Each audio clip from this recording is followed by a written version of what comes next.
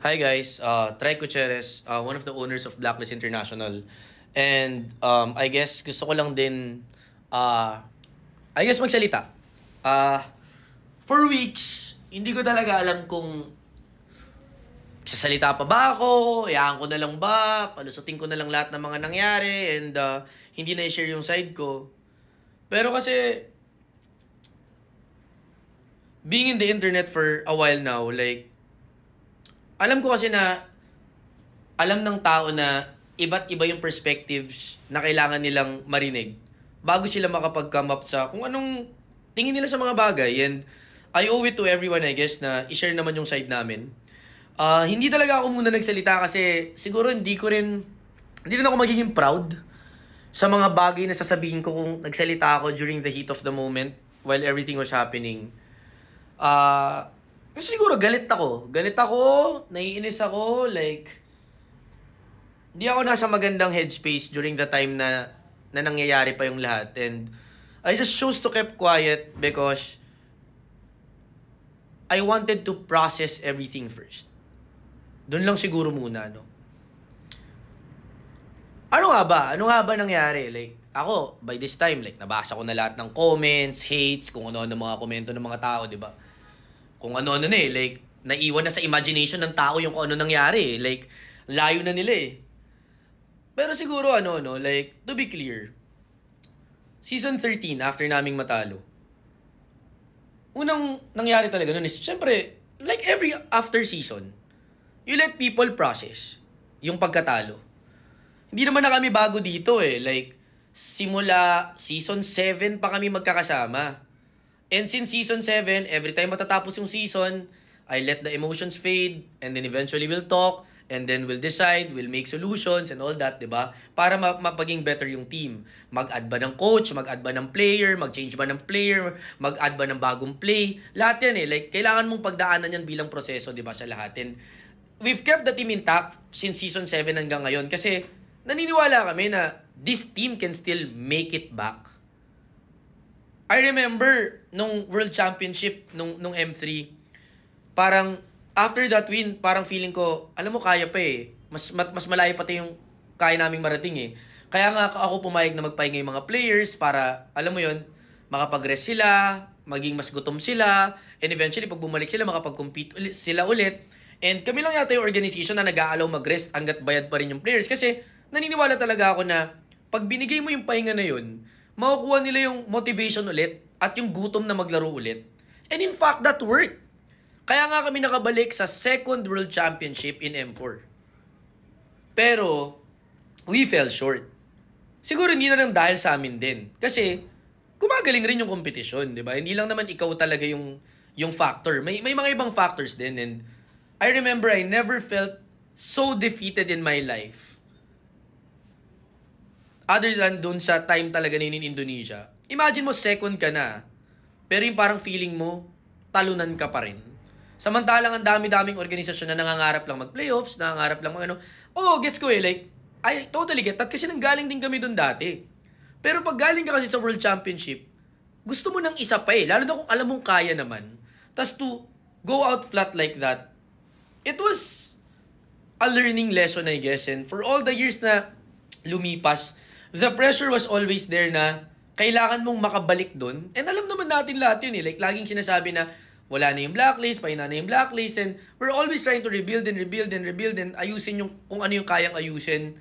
And naniniwala rin naman ako na kung naglaro yung mga nagpahinga, bumalik sila, kaya namin ulit pumalag eh. Pero lahat naman yun, decision na ginawa namin na sa group. 'Di ba? Pero siguro yung pinaka nagpa-shock lang sa akin sa season na to, yung after the season, habang iniisip ko na, okay, meron pa akong 6-month contract left with the players that we have, with the coaching staff that we have, meron akong isang one last run na pwedeng gawin with this group. After that, sa totoo lang, okay na eh. Hindi ko na alam kung ano mangyayari. Sa akin lang, hanggang under contract sila, I have one last season to give it all to see what can this group do. And I was really planning towards that mindset, di ba? Siyempre, yun eh, 6 na buwan pa naman eh.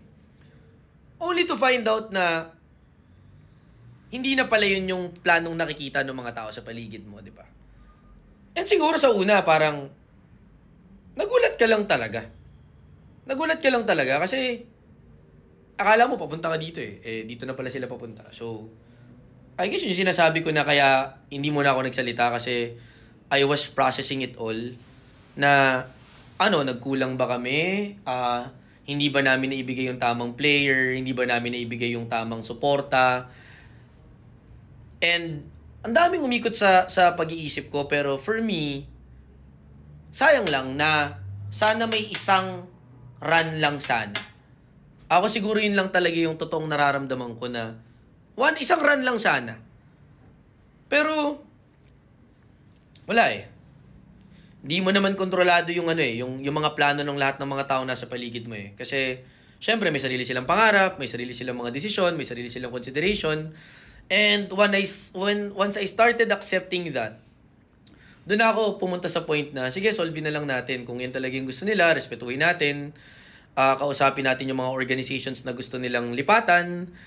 Kausapin natin yung mga kailangang kausapin na tao para maayos yung mga bagay-bagay, yung mga legalities and everything. And yun, just take it professionally. So, we took it step by step, from step 1 to step 10, inayos naman natin, nag-usap ng mga legalities, nag-usap ng lahat.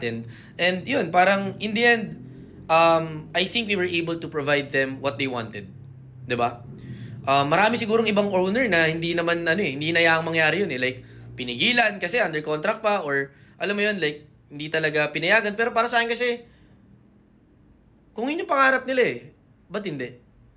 Sige na lang. Sige na lang muna kasi hindi man yan yung plano mo pero kung hindi na rin naman nila gustong maging parte nung binubuo mo, hindi na rin naman maganda kung pipilitin mo pa, 'di ba? Kaya I guess I respected and accepted that. And today, I now feel na I'm happy for them and I respect their decision because nakita ko naman kung gaano sila kasaya. Nakita ko rin kung gaano sila ka-excited dun sa mga bagong journeys na papasukin nila, no? So, para sa amin, paano na, di ba? Like, di naman matatapos yung kwento na parang pwedeng na lang like kumbaga, kalimutan mo na lang kung ano yung kailangan mong gawin eh. Siyempre, on one hand, isang bagay yun, pero you have to move on. You have to find your next move. And para sa amin, sa halip na magalit or sa halip na, alam mo yun, like, maghanap pa ng ibang, parang kung saan pang pagkaabalahan, like, dumiretso na lang kami doon sa kung anong kailangan solvin. And doon na pumasok yung tinawagan ko yung isa sa mga closest na kaibigan ko, si Julius Mariano of Minana kasi yun nga, 'di ba? Alam niyo naman yung Minana nawala ng slot. And nakita ko naman kasi talaga yung puso niya na talagang alam mo yun siya yung talagang nagbayad ng lahat, gumastos ng lahat. Tapos they came from amateur to eventually getting into almost the playoffs and then eventually the playoffs habang bigla na lang nawala yung slot at nawala lahat. Masakit yun like hindi biro yun. And naisip ko rin na parang ako at least may chance pa ako eh. May chance pa akong i-build to ulit eh. Kasi nasa amin pa yung slot. Nandyan pa rin yung mga sponsors na naniniwala. Nandyan pa rin yung mga fans na naniniwala. May mga players pa rin naniniwala. May coach pa rin na naniniwala. And ako hanggat nandyan yung mga yan, hindi ako titigil. Hindi ako aatras sa laban na to. Andyan eh. Andyan yung respeto sa lahat ng ibang teams. Andyan yung respeto sa lahat ng players na naging parte ng organisasyon na to.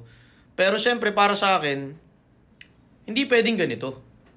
Hindi pwedeng hindi kami lalaban and hindi man kami mag-champion today, hindi man kami mag-champion sa susunod na season, malayo man yung World Championship sa kamay namin. What we can do for the fans who have been supportive of us is to give them a chance to compete. And kaya kahapon nung nag-post kami na in-announce na namin yung lahat ng players namin, sobrang thankful ako. Kasi honestly, hindi ko talaga alam kung may susunod pa, may magla-like pa, may magko-comment pa. Pero parang lumuwag yung pakiramdam ko nung nakita ko na nandyan pa rin kayo lahat. And siguro sa in-game na lang tayo magkita.